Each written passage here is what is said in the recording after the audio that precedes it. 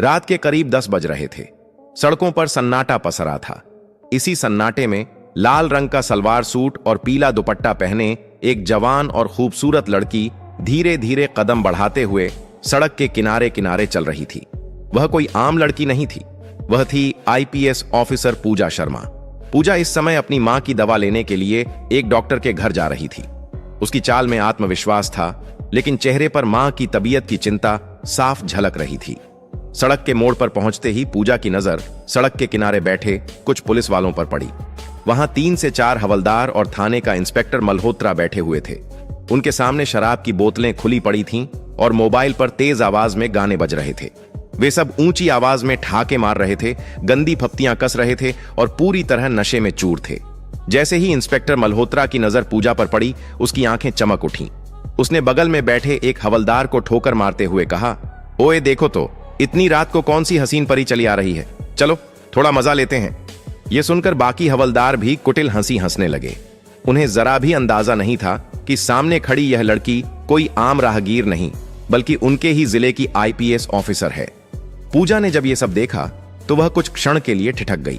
उसने गहरी सांस ली और सीधे कदम बढ़ाते हुए उनकी ओर बढ़ी। तुम लोग पुलिस होकर यह सब कर रहे हो? खुलेआम सड़क पर बैठकर शराब पी रहे हो, गंदे गाने बजा रहे हो। सरकार ने शराबबंदी लागू की है और तुम खुद ही कानून तोड़ रहे हो। अगर तुम लोग ही ऐसी हरकतें करोगे तो जनता से क्या उम्मीद की जा सकती है? पूजा ने सख्त लहजे में कहा।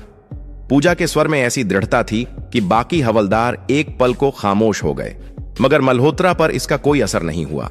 वह लड़खड़ाते हुए उठा और पूजा के सामने आकर खड़ा हो गया। उसकी आंखों में नशा और हवस दोनों साफ झलक रहे थे। अरे मैडम, आप कहां जा रही हो इतनी रात को? बड़ी खूबसूरत लग रही हो, जरा हम पर भी अपनी नजरें डालो ना, हम भी तो तुम्हारे दीवाने हो सकते हैं। मल्होत्रा ने बेहुदा हंसी के साथ कहा और पूजा का हाथ पकड़ने की कोशिश की। पूजा का गुस्सा उबल पड़ा।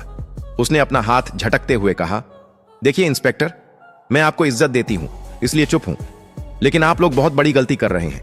मैं इस पूरे मामले की रिपोर्ट दर्ज करवाऊंगी। यह सुनकर मल्होत्रा ठहाका मारकर हंसा। रिपोर्ट?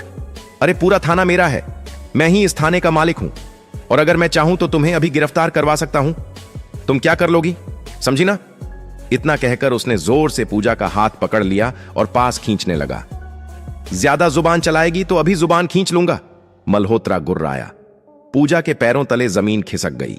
उसने सोचा भी नहीं था कि एक थाने का इंस्पेक्टर इतना गिर सकता है, मगर अगले ही पल उसने खुद को संभाला और दृढ़ स्वर में बोली, आप हद पार कर रहे हैं, सुधर जाइए वरना मैं आप सबको निलंबित करवा दूंगी। मुझे कमजोर मत समझिए, आप लोगों को पता नहीं कि मैं कौन हूं, इसलिए मुझे टक्कर मत दीजिए। मगर मल्होत्रा ने उसकी बातों पर जरा भी गौर नहीं किया। उल्टा उसने पूजा को और कसकर अपनी बाहों में खींच लिया। तुम हमें सस्पेंड करवा सकती हो, तुम अपने आप को समझ क्या रही हो? मल्होत्रा ने झर उगलते हुए कहा। बस, पूजा का धैर्य जवाब दे गया।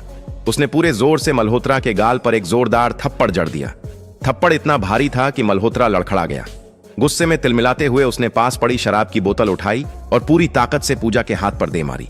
बोतल के टुकड़े पूजा के हाथ में धंस गए। खून बहने लगा। दर्द के मारे उसकी सांसें तेज हो गईं, मगर मल्होत्रा वहीं नहीं रुका। उसने पूजा को धक्का देकर पास खड़ी मोटरसाइकिल के किनारे पटक दिया। पूजा दर्द से कराह उठी। उसके दिमाग में सिर्फ एक बात घूम रही थी, अगर मैंने अभी कदम पीछे खींचे तो ये दरिंदे और आगे बढ़ेंगे। वह जमीन पर गिरते हुए भी संभली। आंखों में गुस्से और इरादों की आग लिए उसने अपने फोन की तरफ हाथ बढ़ाया, मगर तभी मल्होत्रा ने उसका फोन झटक कर फेंक दिया। अब माहौल और खतरनाक हो चुका था। बाकी हवलदार भी खड़े हो गए और घेराव करने लगे। पूजा समझ गई कि अब यह मामला सिर्फ बहस का नहीं, जान की बाजी का हो सकता है। रात की उस घटना के बाद पूजा शर्मा का पूरा शरीर दर्द से कराह रहा था। हाथ से खून अब भी रुक रुक कर बह रहा था, लेकिन उसके मन में गुस्सा और आक्रोश किसी भी दर्द से ज्यादा तेज था। वह बमुश्किल खुद को संभालते हुए तेजी से वहां से भागी और सीधा अपने घर पहुंची। दरवाजा बंद करते ही वह बिस्तर पर बैठ गई। उसके कानों में अब भी मल्होत्रा की गंदी बातें गूंज रही थीं। उसकी आंखों में गुस्से के साथ साथ बेबसी भी थी। हमारे जिले के थाने में ऐसी हरकतें हो रही हैं और कोई आवाज तक नहीं उठाता। ना जाने ये लोग कितनी लड़कियों को इस तरह परेशान करते होंगे। पब्लिक अगर शराब पी ले तो उसे पीट पीट कर लॉकअप में डाल दिया जाता है, लेकिन जब पुलिस वाले खुद नशे में सड़क पर दरिंदों की तरह घूम रहे हों तो उन्हें कौन रोकेगा? लेकिन नहीं, अब मैं चुप नहीं रहूंगी, इन लोगों को सबक सिखाकर रहूंगी। पूजा की आंखों में दृढ़ता झलक रही थी। उसने मन ही मन कसम खाई, इन्हें सस्पेंड करवा कर रहूंगी, हर उस लड़की को इंसाफ दिलाऊंगी जो इनकी दरिंदगी का शिकार हुई होगी। पूरी रात वह नींद की एक भी गोली नहीं ले सकी। सुबह होते ही उसने अपना एक प्लान बनाया। उसने अपने बचपन की सहेली रेशमा को फोन लगाया। रेशमा से उसकी गहरी दोस्ती थी और वह पूजा की बात मानने में कभी पीछे नहीं रहती थी। पूजा ने पूरी घटना और अपने प्लान के बारे में रेशमा को विस्तार से बताया।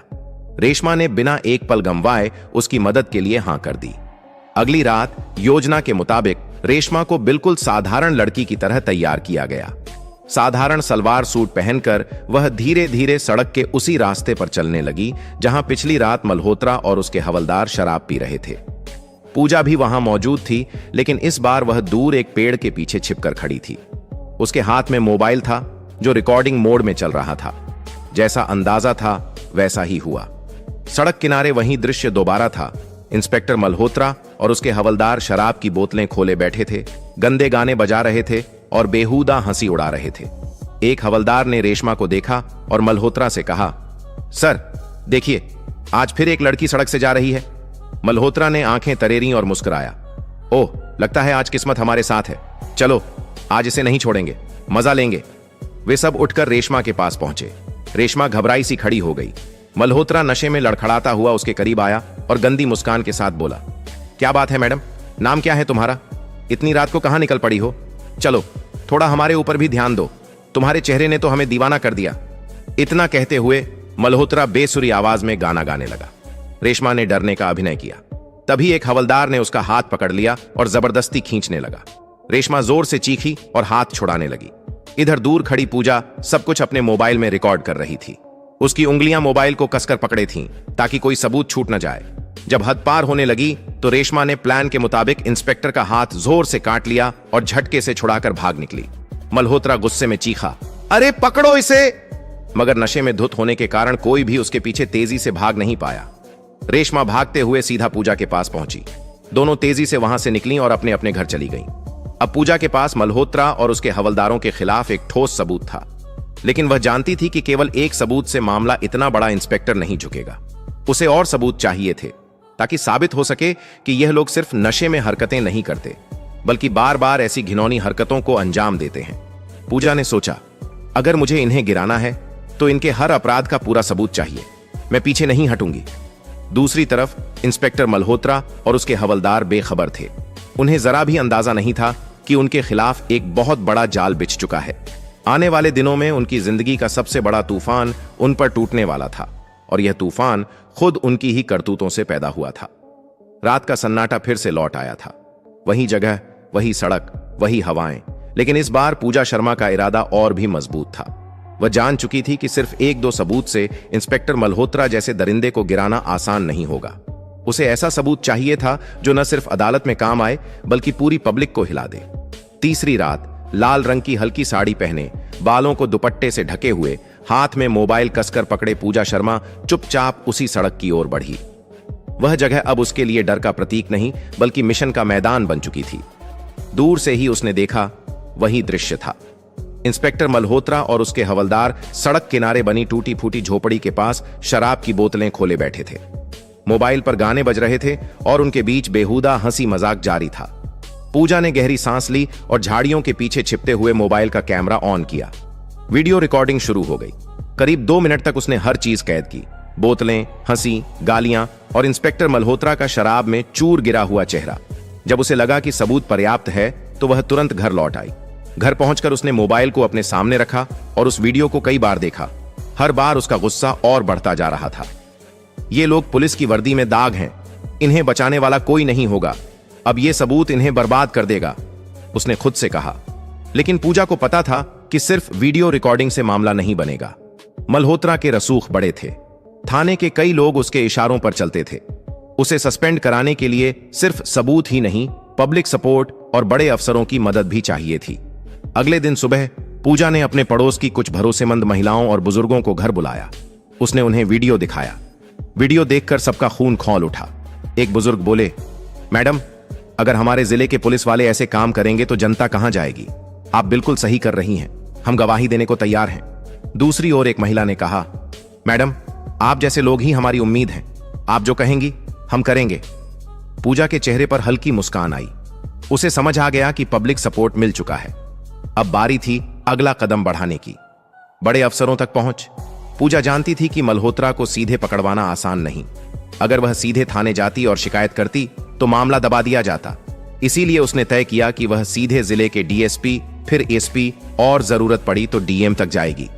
सबूत तैयार करके वह सबसे पहले डीएसपी विकास सिंह के ऑफिस पहुंची। विकास सिंह एक सख्त और ईमानदार अफसर माने जाते थे। पूजा ने उन्हें पूरा वीडियो दिखाया और पूरी घटना विस्तार से सुनाई। डीएसपी वीडियो देखकर हैरान रह गए।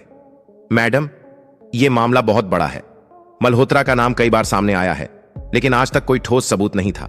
आपने कमाल कर दिया, उन्होंने गंभीर स्वर में कहा। सर, मैं चाहती हूं कि इस मामले को दबाया न जाए। मैं खुद गवाही दूंगी, पूजा ने दृढ़ स्वर में कहा। डीएसपी ने हामी भरी। आपको मेरी पूरी मदद मिलेगी, लेकिन हमें और सबूत चाहिए ताकि कोई लूप होल न बचे। यह सुनकर पूजा ने अपने अगले कदम के बारे में बताया। सर, मैं एक और रिकॉर्डिंग करूंगी, इस बार ऑडियो भी।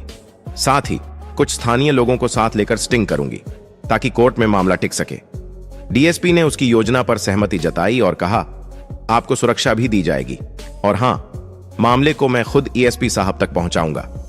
उस रात पूजा ने एक और योजना बनाई। इस बार उसने पड़ोस के 2 भरोसेमंद लड़कों और एक महिला को अपने साथ लिया। उन्होंने तय किया कि महिला सामान्य राहगीर बनकर वहां से गुजरेगी और बाकी 2 लड़के थोड़ी दूरी पर खड़े रहेंगे। पूजा खुद कैमरे के साथ तैयार रही। जैसा अंदाजा था, मल्होत्रा और उसके हवलदार फिर वहीं हरकत करते दिखे। उन्होंने उस महिला को रोकने की कोशिश की, गंदी बातें की और हाथ पकड़ने की कोशिश भी की। सब कुछ कैमरे में रिकॉर्ड हो गया। इस बार पूजा के पास वीडियो प्लस ऑडियो दोनों सबूत थे। अगली सुबह पूजा सीधे एसपी संदीप चौहान के पास पहुंची। उसने सारे सबूत और पब्लिक गवाहों की सूची दिखाई। एसपी ने वीडियो देखते ही टेबल पर हाथ मारा। ये लोग पुलिस कहलाने के लायक नहीं हैं। मैडम, आपने बहुत हिम्मत दिखाई। मैं इसे तुरंत डीएम मैडम तक पहुंचाता हूं। उसके बाद पूजा और एसपी खुद डीएम श्रुति वर्मा के ऑफिस पहुंचे। श्रुति वर्मा अपने कड़े फैसलों के लिए जानी जाती थीं। उन्होंने वीडियो देखा और कड़क आवाज में कहा, यह शर्मनाक है। ऐसे लोग पुलिस की वर्दी पर कलंक हैं। मैडम, मैं आपके साथ हूं। डीएम ने तुरंत आदेश दिया कि पूरे मामले की जांच के लिए एक स्पेशल टीम बनाई जाए। साथ ही मल्होत्रा और उसके हवलदारों को तुरंत ड्यूटी से निलंबित करने का प्रस्ताव तैयार किया जाए। पूजा की मेहनत रंग ला रही थी। मल्होत्रा और उसके आदमी अभी भी अनजान थे कि उनकी गिनती की घड़ियां शुरू हो चुकी हैं। पूजा ने पब्लिक गवाहों से लिखित बयान लिए और सभी सबूत एक फाइल में इकट्ठा कर दिए। डीएम ने अगले ही दिन प्रेस कॉन्फ्रेंस बुलाने का आदेश दिया। पूजा मैडम, कल का दिन आपकी जीत का पहला दिन होगा। हम जनता के सामने इन दरिंदों का चेहरा उजागर करेंगे। पूजा की आंखों में चमक थी। उसने सोचा, अब ये लोग सिर्फ सस्पेंड नहीं होंगे, ये सबक सीखेंगे कि कानून से बड़ा कोई नहीं। अगली सुबह शहर में हलचल मच चुकी थी। पूजा शर्मा ने जैसे ही डीएम के आदेश पर सारे सबूत सौंपे, मामला रफ्तार पकड़ गया। डीएम श्रुति वर्मा ने उसी दिन सुबह जिले के सबसे बड़े कॉन्फ्रेंस हॉल में प्रेस मीटिंग बुलाई। खबर फैलते ही मीडिया, पब्लिक और तमाम पुलिस अधिकारी वहां जुट गए। पूजा ने अपने हाथ में वह फाइल कसकर पकड़ी हुई थी जिसमें पिछले 3 दिनों में जुटाए गए सारे वीडियो, ऑडियो रिकॉर्डिंग्स और पब्लिक के लिखित बयान थे। यह फाइल अब इंस्पेक्टर मल्होत्रा और उसके साथियों के करियर को खत्म करने वाली थी। डीएम श्रुति वर्मा हॉल में पहुंची। उनका चेहरा कठोर था और आवाज में गुस्सा साफ झलक रहा था। हम सब यहां इसलिए जुटे हैं क्योंकि हमारी पुलिस फोर्स में कुछ ऐसे लोग हैं जो वर्दी का नहीं बल्कि दरिंदगी का काम कर रहे हैं। आईपीएस पूजा शर्मा ने अपनी जान पर खेलकर इन गुनहगारों का चेहरा बेनकाब किया है। आज ये वीडियो जनता और मीडिया के सामने पेश होंगे। पूजा आगे बढ़ी। उन्होंने माइक उठाया और सबको संबोधित किया।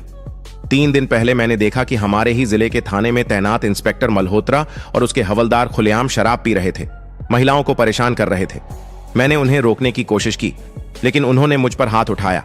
यही नहीं, उन्होंने मेरे साथ बदसलूकी की। अगर मैं चुप रहती तो ये दरिंदे और कितनी लड़कियों को शिकार बनाते पता नहीं। इसलिए मैंने उनके खिलाफ सबूत इकट्ठा किए। इसके बाद उन्होंने वीडियो मीडिया और जनता के सामने चला दिए। स्क्रीन पर मल्होत्रा और हवलदारों का नशे में धुत होकर सड़क पर महिलाओं को परेशान करना, गंदी बातें करना और शराब पीना साफ दिख रहा था। वीडियो देखते ही हॉल में बैठे लोग भड़क उठे। मीडिया के कैमरे लगातार फ्लैश कर रहे थे। लोग चिल्ला रहे थे, सस्पेंड करो इन्हें, जेल भेजो। डीएम ने हाथ उठाकर सबको शांत किया और कहा, इन अपराधियों के खिलाफ कड़ी कार्रवाई होगी। कानून से बड़ा कोई नहीं, चाहे वह इंस्पेक्टर हो या हवलदार। इसी बीच मल्होत्रा और उसके हवलदारों को जैसे ही खबर मिली कि उनके खिलाफ सबूत के साथ डीएम और मीडिया के सामने खुलासा हो चुका है, थाने में हड़कंप मच गया। मल्होत्रा गुस्से और डर से बौखलाया हुआ चिल्लाया, ये सब उस पूजा शर्मा की साजिश है, लेकिन मैं देखता हूं मुझे कौन सस्पेंड करता है। तभी डीएसपी विकास सिंह और SP Sandeep Chauhan police force के साथ थाने पहुंचे। इंस्पेक्टर मल्होत्रा, एसपी ने कड़क आवाज में पुकारा। मल्होत्रा ने अकड़ दिखाने की कोशिश की, सर ये सब झूठ है, मुझे फंसाया जा रहा है। लेकिन एसपी ने उसकी एक न सुनी। उन्होंने कहा, तुम्हारे खिलाफ सबूत पुख्ता है, तुमने कानून और पुलिस वर्दी दोनों का अपमान किया है। डीएम मैडम के आदेश पर तुम्हें और तुम्हारे सभी साथी हवलदारों को तुरंत निलंबित किया जाता है। जांच के बाद तुम्हारे खिलाफ मुकदमा भी दर्ज होगा। यह सुनते ही मल्होत्रा के चेहरे का रंग उड़ गया। पूजा भी वहां मौजूद थी। जब मल्होत्रा की नजर उस पर पड़ी तो वह गुस्से से बड़बड़ाया, तुमने मुझे बर्बाद कर दिया। पूजा ने शांत लेकिन सख्त आवाज में कहा, नहीं मल्होत्रा, तुमने खुद को बर्बाद किया है, कानून से ऊपर कोई नहीं। एसपी ने आदेश दिया, हथकड़ी लगाओ। मल्होत्रा और उसके हवलदारों के हाथों में हथकड़ियां डाली गईं। थाने के बाकी पुलिसकर्मी यह सब देखकर शर्म से सिर झुका ली। उस दिन के बाद से थाने में बहुत सारी सुधार हुई। अब सारे पुलिसकर्मियों को समझ आ चुका था कि यह वर्दी किस लिए बनी है और इसका काम क्या है। उस दिन के बाद सब कोई सुधर गए और सिर्फ थाना ही नहीं, पूरा शहर बदल गया।